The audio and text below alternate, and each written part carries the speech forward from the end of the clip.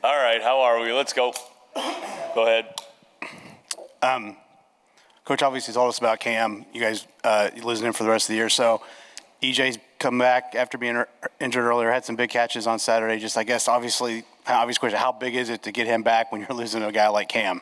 Yeah, I mean, because if they both would have been out, then you get pretty thin pretty quick, right? So it's a good thing. And the thing about EJ is you can see that, he really, I call it fresh legs, but I mean, because of the time he missed, his body's rested and he's ready to go. So he's playing at a good speed right now, and his confidence is growing. You can tell every time out there his confidence is growing with the offense and speed of the game and all that. So it's really good to have EJ. Obviously, Cam's a big loss, but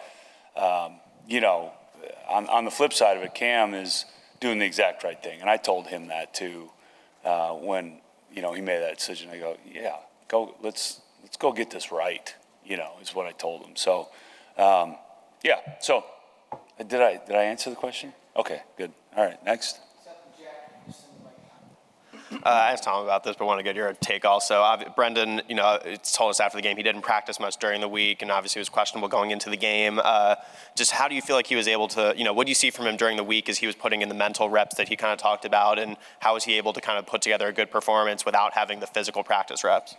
Yeah, well, it's an aberration for sure, because that's not usually how football works, but credit to him on the extra prep that he did, because you can't, football's a game of, at the quarterback position, you're mental and physical, and he was obviously very limited in his physical, so he upped his mental preparation, and he got some, walk-through reps there too, which helps operate and things, but no, credit to him. I mean, I thought it was a whale of a game by him, all things considered. Certainly not perfect. We certainly have a long ways to go. He knows that. I know that. We know that as an offense too. But certainly put that up there as one of the better performances I've seen given all the circumstances involved. Yeah, are there a few areas with Brendan where you feel like you've seen him improve, especially in the last couple of weeks? Well, it's hard without practice, right? I mean, so some of the physical things that we had started working on, he can't work on as much. But I'll tell you, the number one place that I think he has grown quickly, which is good to see, is game management. And I don't mean that in a bad way, of understanding where you are on the field, what's the game situation, what really needs to be accomplished. Like, take that last drive. If we pick up that third down, we called a pass there. And you pick up third down, the game's over. Okay, so you have to call the pass in that scenario. There's just, you have to do that. But we told them, this can't be incomplete, okay? Can't be completed out of bounds, short of a first down. So it's either open or you got to run it, and you can't take a sack. So, I mean, there's a lot there. And he hit his third step. He didn't like it. And he got forward for a yard or no gain, and we got to drain the clock out and then hit a big field goal. So that's big growth for a young guy especially. It's big growth. Go ahead. Kind of looking back at that second half, offense kind of struggled to move the ball after being able to do so in the first half, but then that last drive when you guys needed it to put the game away, kind of give yourself an opportunity to land that field goal, you guys were able to do so. What did you see in that second half that kind of, A, led to the struggles, and then B, what was rectified on that final drive? Yeah, really just, the first series of the second half is really one that, I'm perturbed with myself, really, because, we got down in there close to the red zone, then took a big sack on just a play call I wish I could have over again. On that situation. I think that kind of, set us in a situation where the events unfolded like they did, but disappointed. But on the positive side of that, like you alluded to, the last drive, when it mattered, we got down in there and did what we had to do, even given the struggles that we had in the second half. And a lot of those struggles, we played our smartest game on offense. We had no turnovers, no penalties. And so when you do that and then you struggle, you still give yourself a chance. And we've had those struggles before this season, but then we've also had penalties with it or turnovers with it, and then that really puts you at a deficit. So the fact that we played our smartest game so far, I think helped us overcome some of those struggles. Go ahead. What do you think? You've played three good defenses the last 3 weeks, obviously, and the run game has, yardage-wise, it's dropped through those 3 games. Yeah, I but know. then, How about that? on an isolated way, you've had some runs here and there that have moved the sticks. What's your assessment of that? What's your assessment of the running backs of the line? And Yeah, well, you can't really ever do what I'm about to say, but I'm going to say it anyways.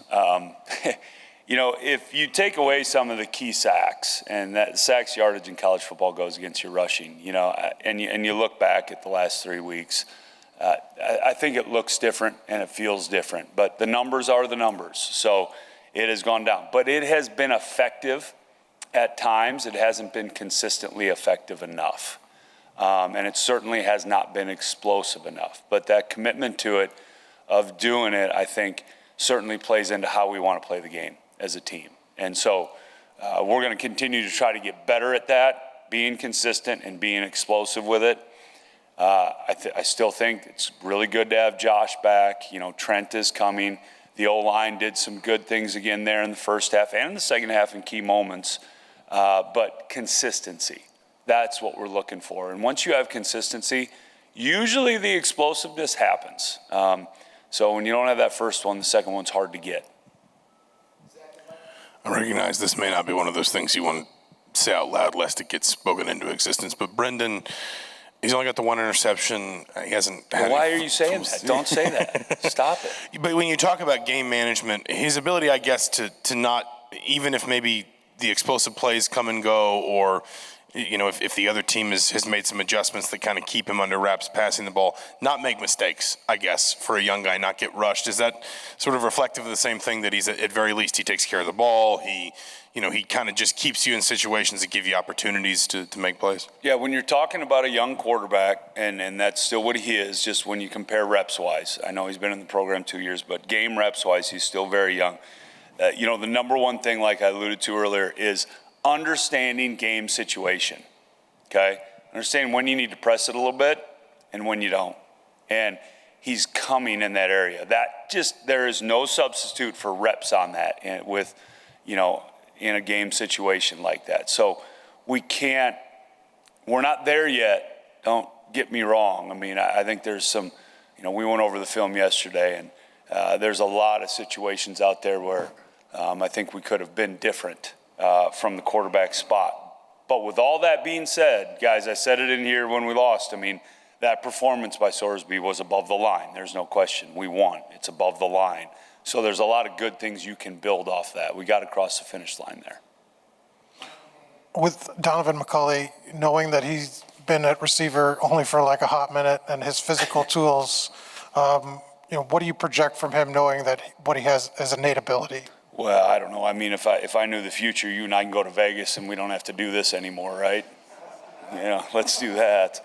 Yeah, I think if Dono keeps working the way he has been working, the improvement, you're just seeing it go at kind of a pretty steep incline right there. Sometimes that happens with guys that switch positions and they have such great physical attributes, but it only happens when you're willing to do the work, and he has been willing to do the work. So I don't know where the ceiling is for that kid. You know, I hope there isn't one, to be honest with you. But it's fun to see, and, you know, it's, you know, tribute to him. Yeah, go ahead. Anybody that you compare him to that you've coached? I usually stay away from all that stuff. But like Kenny Galladay, we had him at Northern. Similar frame, you know, and speed and stuff, but I haven't put a lot of, I hate doing that, you know, so I usually try to stay away from it, you know. My wife and my son do it all the time to me. What do you think he's like? You know, I don't know. And my son always says, well, I think he's like that. Well, who knows? So, yeah, ask him. I'll get Charlie up here. He'll know. Yeah, Alan mentioned the emphasis that you've placed on improving leadership within the QB room. What's kind of been your message, and how have you seen them evolve as leaders in the last month or so? That part's been probably the area of the biggest growth and where we still have the longest to go, if that makes sense. And I think it's really hard when you're in a quarterback battle like we've had here for, you know, one guy to step up and be that voice and do those things. And right now we're coming out of that on this side, and so now that's demanded of that position. Yeah, and it really is, the head coach and the quarterback, right?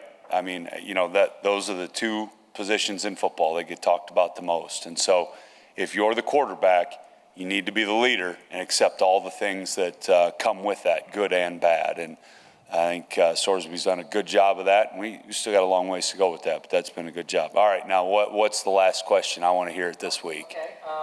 Okay, two-parter. All right. Fish isn't going to ask any question this week? No. Okay, good. I don't. Taylor Swift wants to know. Oh, boy. Were you ever on the Dawn Patrol? And if so, what was your sin? Why is Taylor asking? I'm just a messenger. Yeah. Keg, why are you hiding? He's not. I came up with it. Really? He's innocent. Really? He's innocent. Okay, so I don't know why Taylor's asking, but yes, I was on Dawn Patrol one time. And I can't remember the alleged incident why I was put on there, but I do remember I never was on there again because Monty got me pretty good that morning. And I just saw him a little bit ago. So yeah, one time. Okay.